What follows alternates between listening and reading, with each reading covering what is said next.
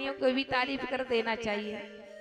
भाइयों से आग्रह है मेरे बेचारी, आपके लिए पूरा कितना कार्य करती है, अपने सुंदर सुंदर हाथों से भोजन बनाती है।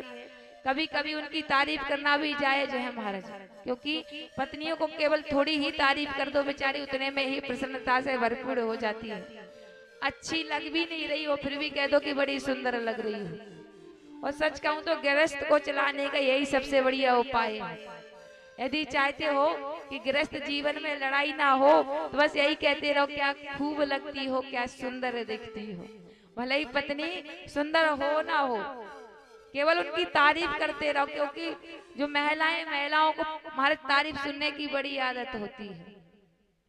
अब वह पत्नी बड़ी परेशान कि उनका पति कभी तारीफ ही ना करे, चाहे कपड़े पहन ले, चाहे जितना अच्छा श्रृंगार कर ले, भोजन बना ले, कभी भी तारीफ ना करे।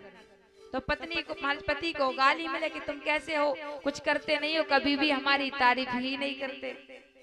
अब बेचारा पति बड़ा परेशान एक दिन हमारे ग्राम में गया और एक बूढ़े बुजुर्ग से पूछा कि भाई आप बूढ़े बुजुर्ग हैं, आपको तुम्हारी एक्सपीरियंस है, आपने जिंदगी देख ली है, मेरी पत्नी मुझसे बड़ी रुष्ट रहती है, जब देखो जब मेरी बुराई करती रहती है, तुम ऐसा नहीं करते, तुम वैसा नहीं करते, तुम घर से नहीं निकलते, या फिर जब देखो जब घर से ही बाहर रहते हो, तुम मुझे तो कभी टाइम ही नहीं देते, मुझसे प्यार ही नहीं करते, तो मैं ऐसा क्या करूं कि मुझसे वह लड़ना बंद कर दे महाराज। कभी कभी तो माज मारने भी दौड़ जाती है, तो क्या करूं कि वह सुधर जाए। तब उन बूढ़े बुजुर्ग व्यक्ति ने कहा कि ऐसा किया करो, तुम उनकी जितनी हो सके उतनी तारीफ करो, चाहे एक पल को तुम्हें झूठी ही तारीफ करनी पड़े, वो सुंदर लगे या न लगे, उसने सुंदर भोजन बनाया हो या ना बनाया हो, सुंदर वस्त्र पहने या ना पहने, परंतु तुम्हें तारीफ में हमारी कमी नहीं रखनी। खूब एक से एक जितनी तारीफ कर सको उतनी तारीफ के पुल तुम्हें बांध देने। ये तुम्हारा हमारी तरफ से मंत्र है, तुम्हारा गृहस्थ जीवन बहुत सुखहाल चलेगा।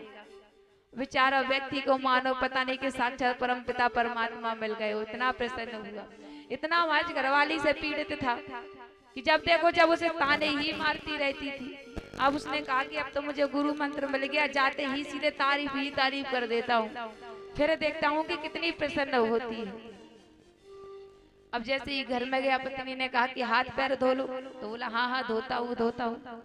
पत्नी ने कहा कि टेबल पर बैठ जाओ, भोजन लगा दिया है तुम्हारे लिए।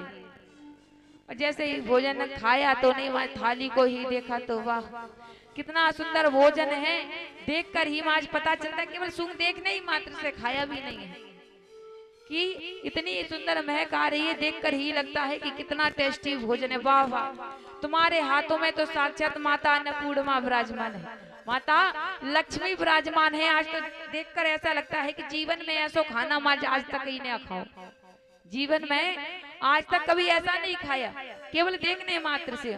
और जैसे ही आज एक गिलास मुंह में दिया, वाह मानो के स्वर्ग में आ गया।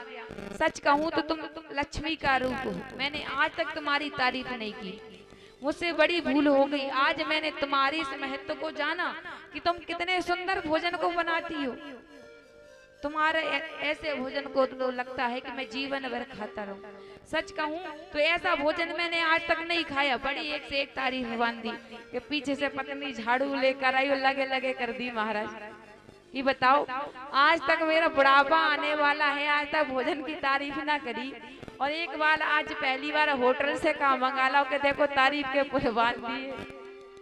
ये आज जीवन बीत गया, हाथ घिसते घिसते एक भी बार तो भोजन की तारीफ ना करी, इतना भी नहीं कहा कि तुम इतना सुंदर भोजन को बनाती हो। और एक बार मैंने होटल से ऑर्डर का कर लाओ कि बताओ देखने से क्या कहता है कि जीवन भर ऐसे खाने को नहीं खाया, मेरे ही हाथों का खाता और मेरे ही हाथों का मार्च बुराई होती। बेचारी पति की वैसे पत्नी ने झाड़ू से पूजा कर दी।